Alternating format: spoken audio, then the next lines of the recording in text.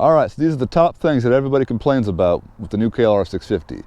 And just a warning, if you're easily triggered by opinions that are less than popular, this is your chance to mute me because I don't always agree with everybody.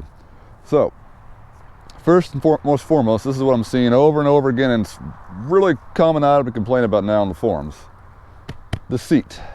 Again, I've got the KLR 650S.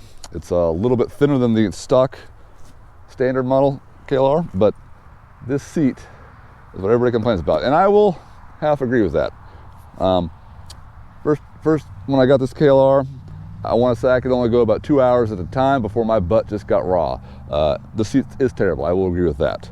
However, the general solution is to replace the seat, insert brand here, whatever you prefer, Seat Concepts, one that everyone likes a lot, but replacing the seat, that's a very expensive item to fix, and I don't think it really fixes the problem that easily.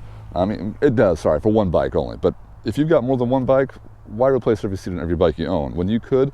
Wait, hold on a second here. I gotta take my underwear off. 1 second. Whew, that's kind of hard to do on camera.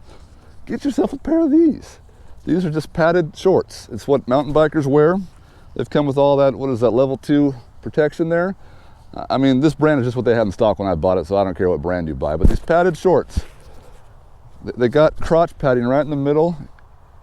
I ride for 10 to 12 hours a day now, and I honestly can walk just fine at the end of the day. I'm not raw, it works just fine.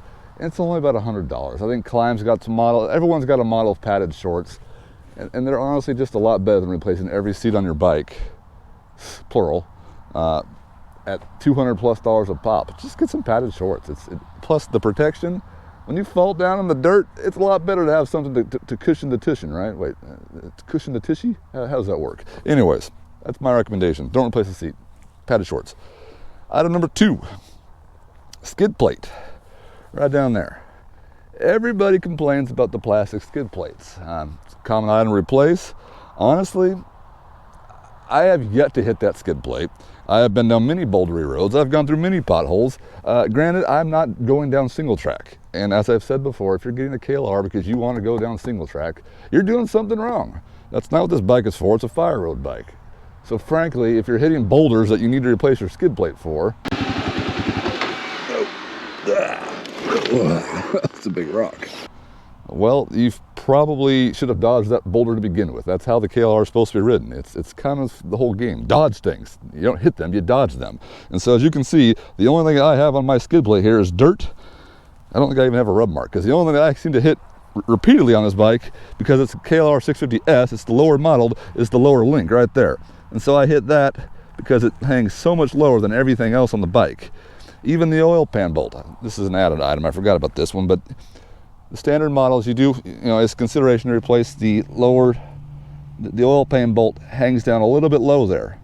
And so if you replace that with the low profile one, you're less likely to hit it. I can agree that that's a sensible thing to do. I haven't done it yet, but I'm gonna get to that maybe someday. Once again, I haven't had any contact in the area. If there's a large ledge in front of me, if there is a large boulder, I'm going to probably dodge it unless I think it's a good idea to go over it. So usually what I have hit has been that lower link, and then I've hit the foot pegs a couple times. But yeah, just dodge it. It's pretty simple. Why replace a stock skid plate? There's a different argument that I have, and this goes back to my ATV days, but plastic slides, metal bends. And so I would love to actually get together if I had if I was being paid to do this, which I'm not because I make no money on YouTube at all currently, not even monetized yet, but if I actually had a budget or some donations, I would love to take a plastic skid plate and a metal skid plate and see which one slides better, put them to a dent test, take a sledgehammer to them. But metal bends and it's permanent, plastic slides, and so I kind of feel like there's actually some science behind it that might favor the plastic, but it does depend on riding style. But moving on to the next item. Foot pegs. People hate these foot pegs. First thing I saw when I bought this is everyone complained about the foot pegs, and I was ready to go out and replace them as soon as I got this thing. I will not deny the foot pegs are awkward. But I think, since I've never replaced them, I got used to them in a couple months. I mean, honestly, they feel like you're standing on mushrooms when you first get them. So no, they're a terrible feeling. But the idea of them makes sense, because I've noticed that everybody who does replace them now complains about vibrations. I have never once been bothered by vibrations on the KLR. We know this thing shakes a lot because it's a single cylinder thumper, right? But that's what Kawasaki puts these on here for is vibrations on the highway. Same thing, I can ride all day. I don't trade on my bike anymore, so I can ride 200 miles and my feet are not sore. I don't feel any vibrations at all. The complaint with the foot pegs is when they get wet. Well, here's some footage of me getting them wet.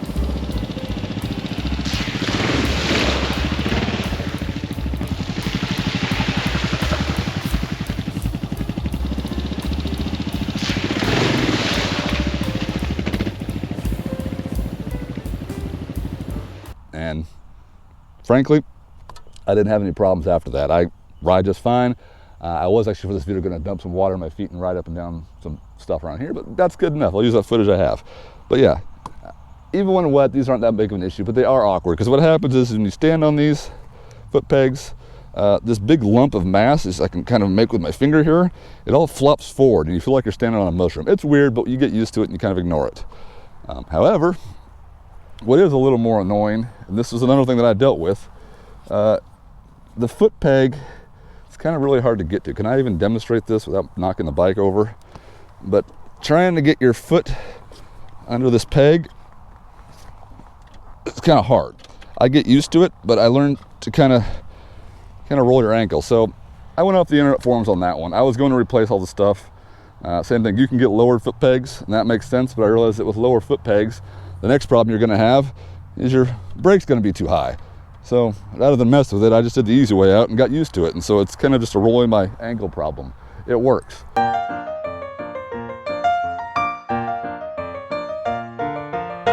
Oh, sorry there. Technical difficulties, you know, the baby was crying. Back to the foot pegs though. Yeah, I mean, you can replace them if that's really your thing. I'm not going to say don't replace them. I'm just saying that I didn't replace them and I've had no complaints about not doing that.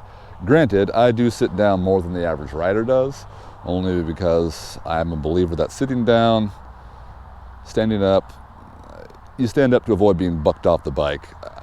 The center of gravity thing, I don't know. Unpopular opinion, let's put it that way. Moving on, the tires, however. Yes, replace the tires when time is right. They'll work until they don't work. But yeah, wear them out. Don't just take them off as soon as you get the bike. Put your 2,000 miles or whatever on. They're fine with what the job is. But yeah, upgrade is necessary.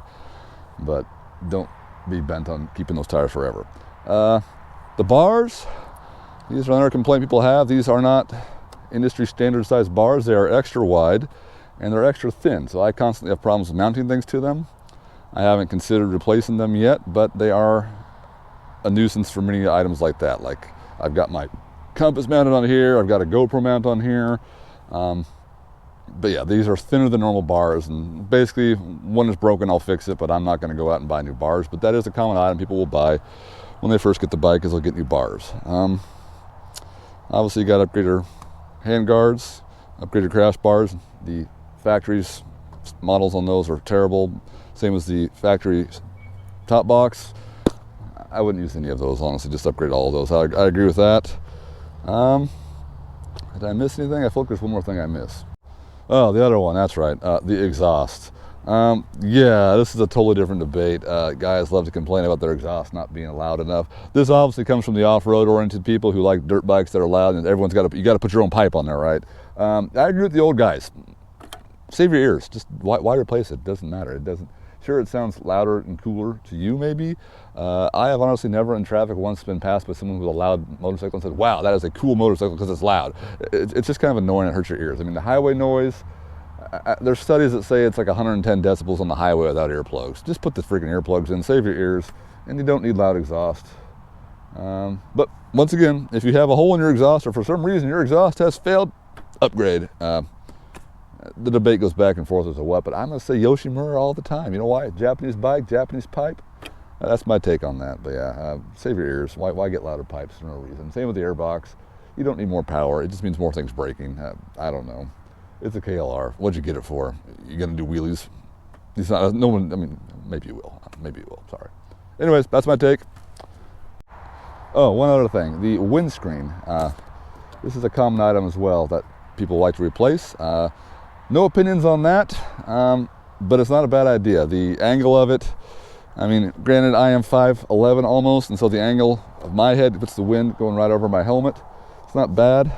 I find the wind noise that I experience actually comes up the bottom of my helmet, which is, this is a debate of science. The wind buffeting, this is created from having too big of a windscreen to begin with. And so the bigger you make your windscreen, the more wind buffeting you have. Doesn't necessarily solve the problem. But I do agree, I think Swanky Cat's the one who pointed this out to me, but this angle is terrible because if you're in a collision, of some reason that your head goes forward, I mean, that's pretty much your face right there. And that's not a good idea, jagged plastic. So I do agree with that. So a lot of guys, they get the mod, I think 3D Cycle sells the part, flip this thing forward, it goes straight up. That's a common mod. As usual though, I haven't done it. I guess I like to ride things stock until I regret it, but the floppy light blinkers here, that's kind of weird, but I get it. You break it, it's easy to fix. It's less likely to break if it bends.